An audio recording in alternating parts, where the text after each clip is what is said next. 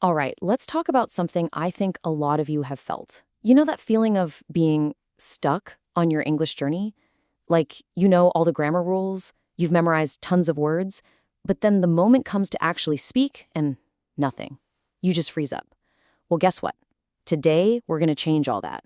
We are diving deep into 5 science-backed techniques that will finally get you from feeling stuck to speaking English with real confidence and fluency. Okay, first things first, let's get this major idea straight. Fluency is not luck. It's not some magical gift that only a few people are born with. Nope. The truth is, it's a scientific process. And what does that mean? It means it's a skill that anyone, and I mean anyone, including you, can absolutely master if you just have the right game plan. So, if it's really achievable for everyone, then what's holding you back? What's the roadblock? Well, it turns out most learners fall into the exact same traps, often without even realizing it. And these are the habits that can keep you stuck in the same place for years. So you know what we're going to do? We're going to expose them. Right. Before we jump into all the cool solutions, we have to get real about the problem. We've got to break down these common fluency traps that stop so many people in their tracks. Seriously, just recognizing these things in your own study habits, that's the first huge step to finally breaking free. Okay, trap number 1. This one is a biggie. It's this idea that perfect grammar is the key to fluency. So many of us spend years, literally years, just memorizing rule after rule. But then what happens? A real live conversation starts and poof, your mind just goes completely blank.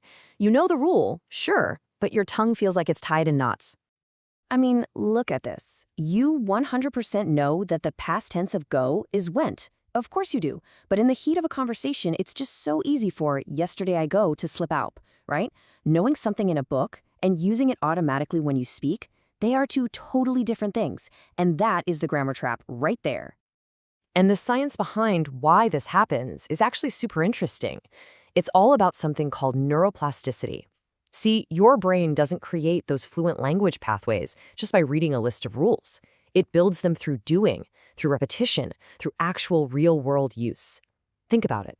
Every single time you speak, you are literally rewiring your brain to be more fluent. How cool is that?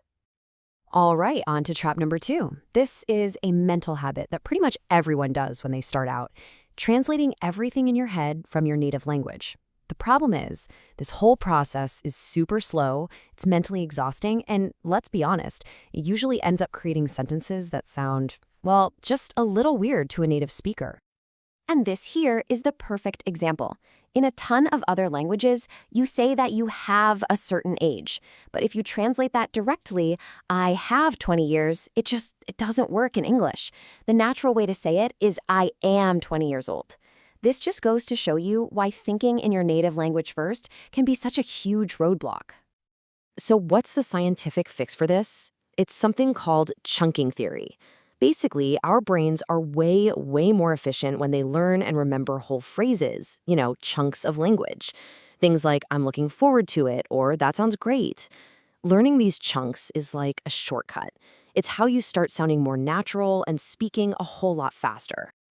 Okay, trap number 3. And this might just be the most powerful one of them all. It's the fear of making mistakes. You know that feeling. The fear of being judged or sounding silly or thinking that people might laugh at you.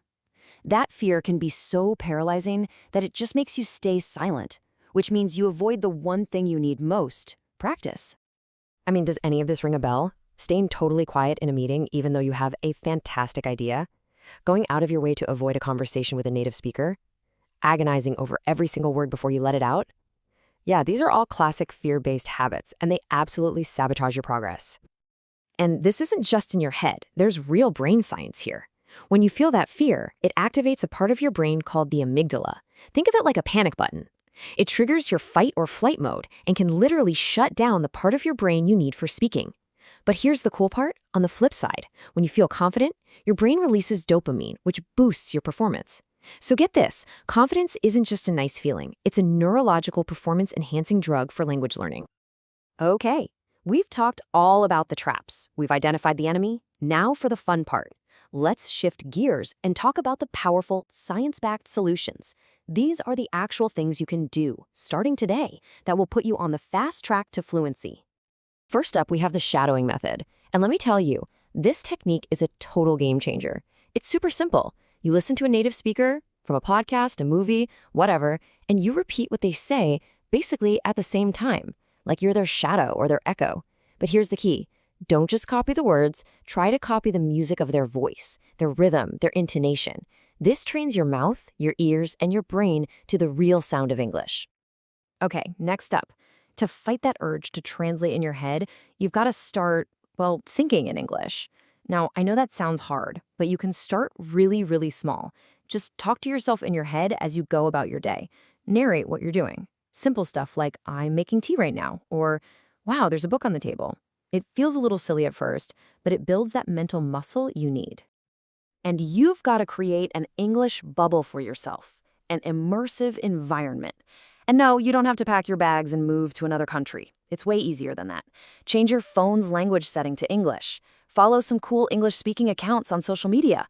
Watch movies with the English subtitles on. The goal is to make English a natural part of your life, not just some subject you have to study. All right, so knowing all these techniques is awesome, but the real secret sauce is consistency. That's where the magic really happens. So the big question is, how do you turn all this good advice into an actual solid habit? Well, let's build a super simple, totally manageable daily routine. So here's what it could look like. Just 30 minutes a day. That's it. Come on, you can definitely find 30 minutes. Break it down. 10 minutes of listening, maybe a podcast or a TED Talk. 10 minutes of speaking. You could do that shadowing technique or just record yourself talking. Then just 5 minutes of reading a short news article and 5 minutes on new words. See? It's totally achievable, and trust me, it's incredibly effective. And for that last 5 minutes on vocabulary, forget about memorizing long, boring lists of words. Instead, try the 3-3-3 rule. It's simple. You learn just 3 new words. Then, you create 3 sentences of your own for each of those words. And finally, the important part, you challenge yourself to actually use each word 3 times during the day. This is how you move words from your passive memory into your active speaking vocabulary. So, there you have it. We've walked through the traps that hold you back, and we've laid out the solutions that will move you forward. The science is solid and the path is clear. Just remember, fluency isn't some faraway destination you'll magically arrive at someday. It's a journey, and that journey starts right now, with whatever you choose to do next. And look, I really want you to take this next thought to heart. You have to let go of the idea of being perfect. You're going to make mistakes. I make mistakes. Everybody does. The goal is not to be flawless. The goal is to be consistent. It's about showing up and practicing, day in and day out. That is what builds true, lasting fluency. So what does this all boil down to, really? It's these 4 keys to success. First, start now. Not tomorrow, not next week. Now. Second, start small. Don't overwhelm yourself. That 30-minute routine is perfect. Third, be consistent. Don't wait until you feel like it. And finally, be brave. Feel that fear of making a mistake and just do it anyway. And finally, I want to leave you with this. Please stop comparing your English to other people's. It just doesn't matter if someone else seems to be learning faster or has a different accent. The only competition you have is the person you were yesterday. That's it. Can you be just 1% better today than you were yesterday?